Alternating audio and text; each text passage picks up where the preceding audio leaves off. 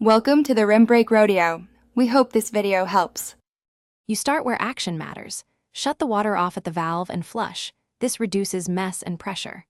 Once drained, remove decorative caps and loosen the retaining nuts with a wrench. Keep the old nuts to compare thread size.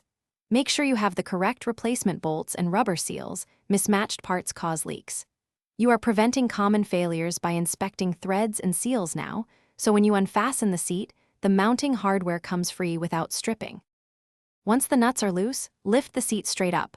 Rocking can shear plastic anchors. Inspect the hinge plates and plastic anchors. Cracks or compression mean replacement. Remove rusted bolts and old gaskets. Clean mineral deposits with a vinegar solution so new seals seat evenly. Fit new rubber gaskets and apply a thin layer of plumber grease so they compress uniformly. This prevents leaks and loosening. Tighten finger tight first, then wrench to bring components. You finish by tightening nuts in small increments, alternating sides so the seat pulls down evenly. Over-torquing cracks plastic, so stop when snug and flush. Once tightened, test stability by sitting and shifting weight. Look for any lateral movement. If wobble persists, replace the plastic anchor sleeves or choose longer bolts to reach framing. This corrects common mounting depth issues. Troubleshooting tip.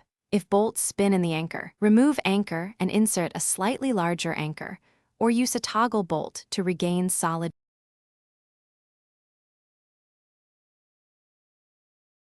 Thanks for watching.